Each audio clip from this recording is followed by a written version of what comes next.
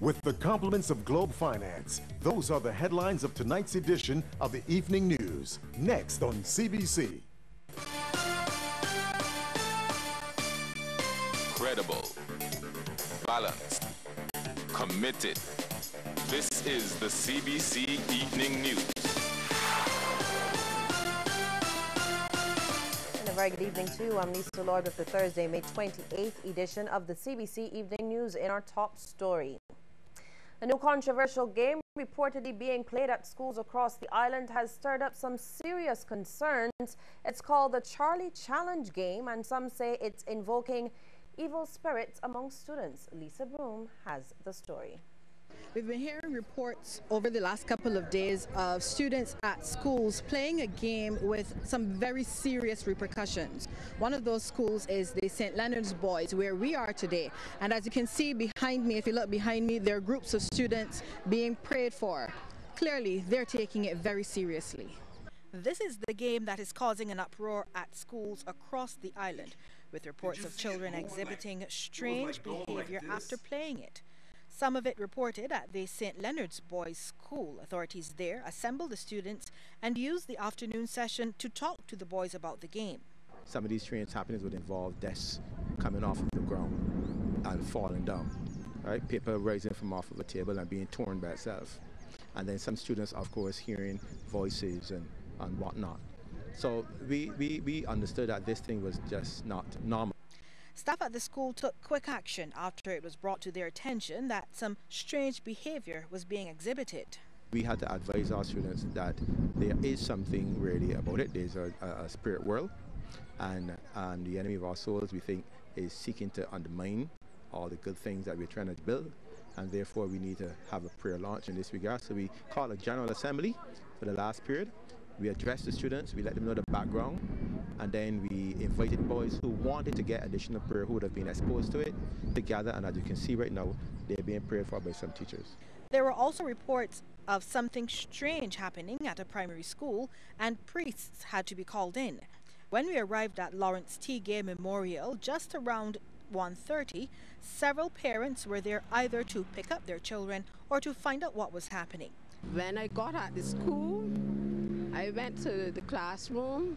I saw my grandchildren sitting down very peacefully, and the children were well settled, and they came at the school, and we plead the blood of Jesus Christ on the children, and the children is all settled and relaxed. Pastor Anthony Cummins also has a child at the school.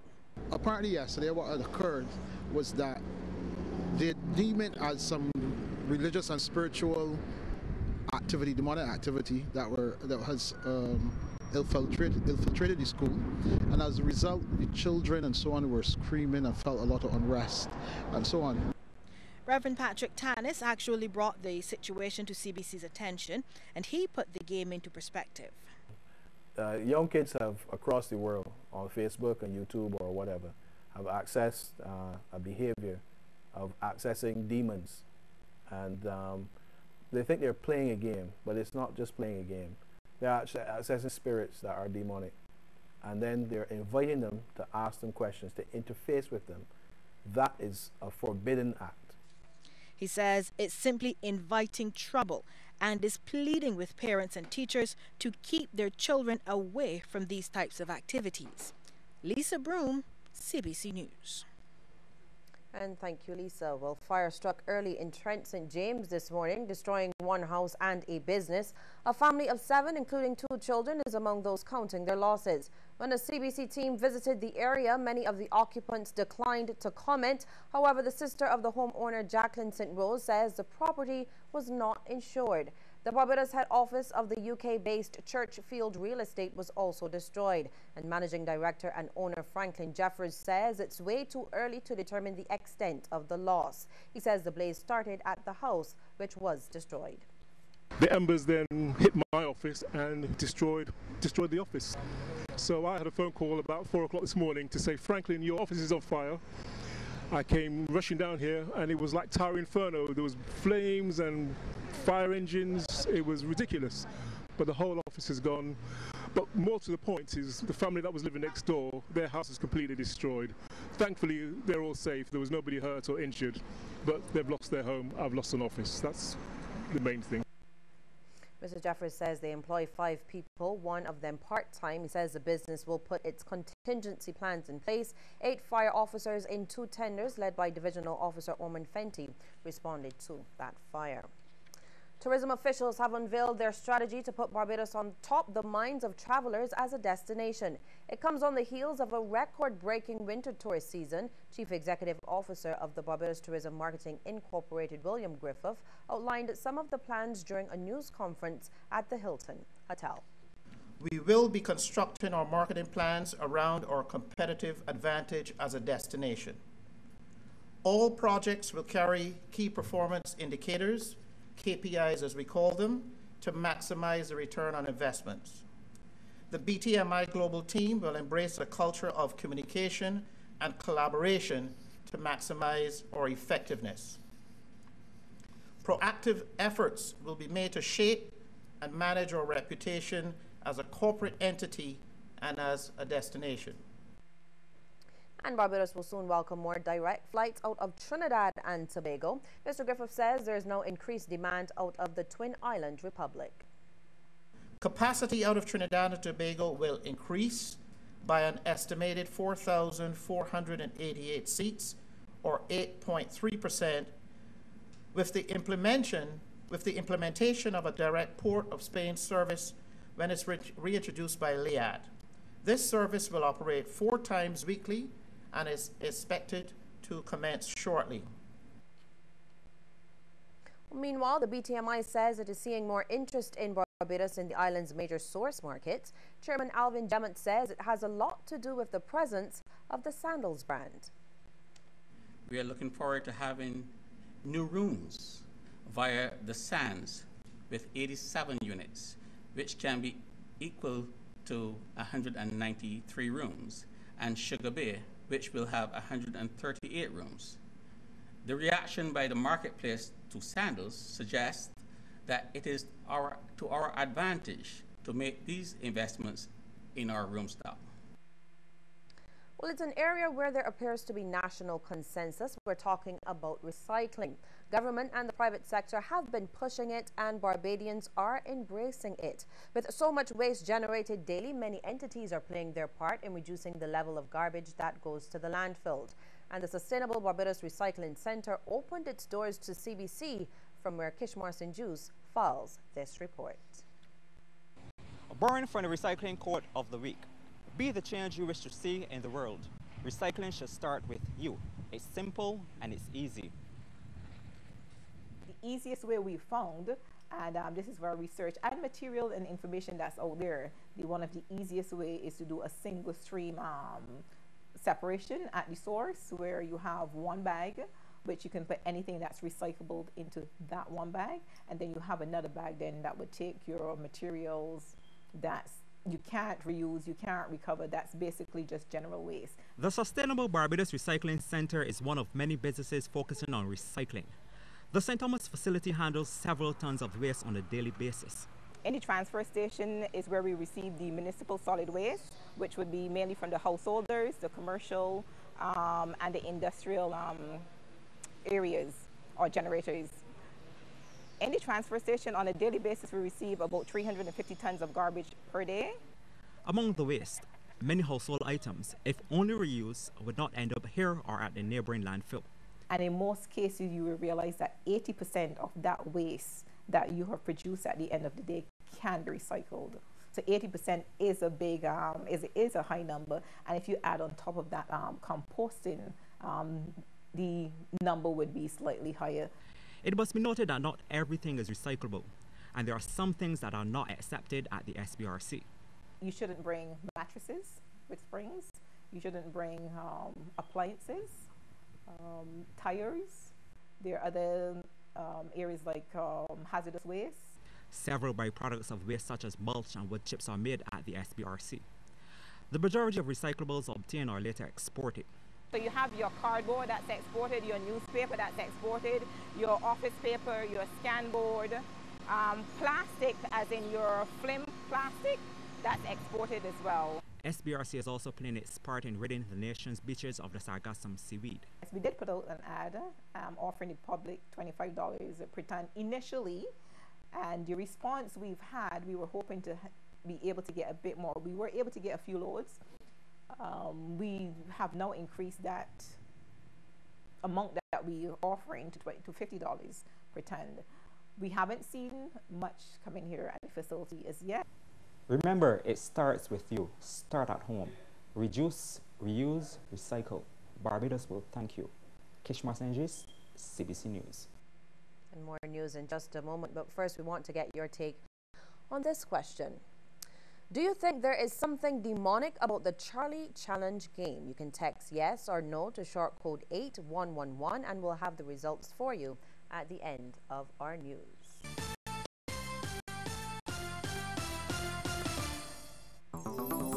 Dear Clark, I've made a fascinating discovery, the institutional water cooler.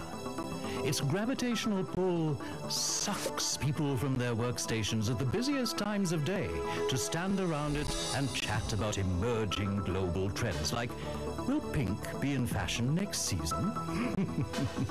Meanwhile, the world slows to a stop as it waits in line to be served. I don't see that trend at Globe Finance. Globe Finance. Think outside the bank. When it comes to their financial service, slow is out, swift is in. Our life, our restaurant, our family means everything to us. A strong headache, then the pain goes away and our passion comes in. Panadol Ultra, a combination of ingredients clinically proven to relieve the toughest pains, strong enough to relieve even the pain of migraine. Panadol Ultra, when strong pain is gone, life takes its place. This is Celine and David, trying to make new couple friends. This is the scent of vanilla, calming her nerves. Then melon, reminding Celine to tell that funny story from last summer. Now white flowers, making her realize she likes this couple, both of them. New Airwick Life Scents and Summer Delights, the first constantly changing fragrance that acts like real life and says stay a while. This is Celine, on a roll. Airwick, home is in the air.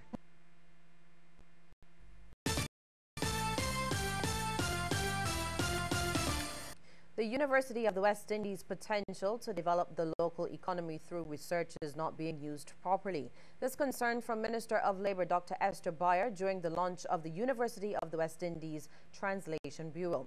She says the resource of university students is one being used across the globe and Barbados only needs to get on board.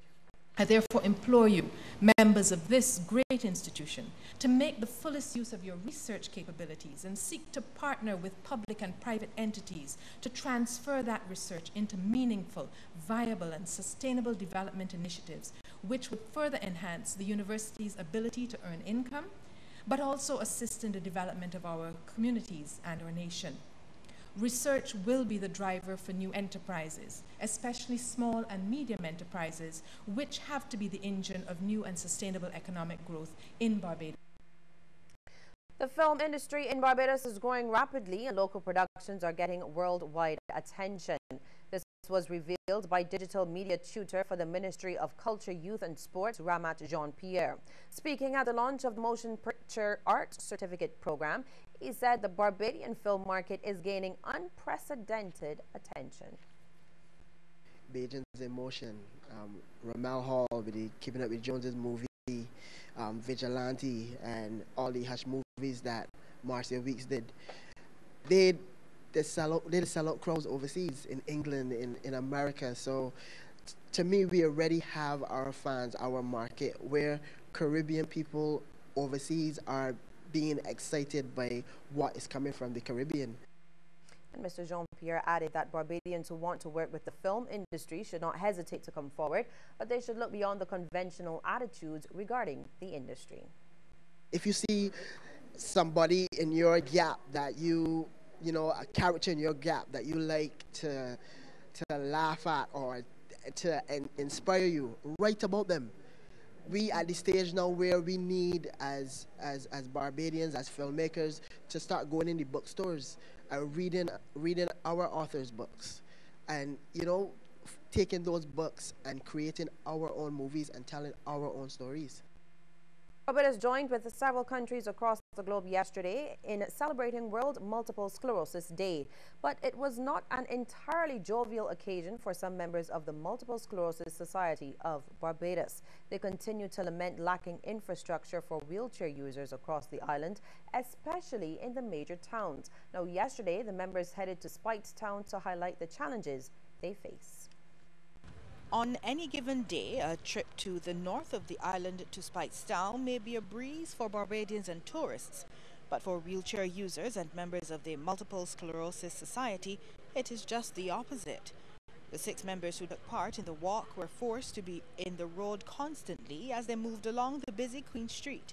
Many of the sidewalks were blocked at times with vendors and even with cars. And that eventually led to this, a snaking line of traffic. President of the Multiple Sclerosis Society, Lasanta Corbin, says today's event was one of the ways to draw the public's attention to their plight. I feel that more should be done here, where wheelchair people are concerned, access to places, because the boardwalk, it seems to me you can only access it from the Esplanade. Right, and the first time that I went on it, I thought, as I live more to the north, I thought I could go on it, go around the back, have a drink, and then come off the boardwalk. But I couldn't, because there was the sidewalk had no ramp. Apart from the sidewalk access, transportation is quite challenging for the society. We like to get out and about, but transport is not easy, because the average vehicle only carries 2 wheelchairs. And we at a meeting can have 12, we can have 14, 15. So luckily we don't all come out at the same time. But normally for our meetings we need at least 3 or 4 vehicles. In her assessment, only a handful of the businesses and recreational facilities are accessible, and she would like to see more wheelchair-friendly ramps being constructed. Certain places could have, I would say, a wooden ramp, which doesn't have to weigh very much, and if a wheelchair person wanted to come into the business, they could just get out the wooden ramp.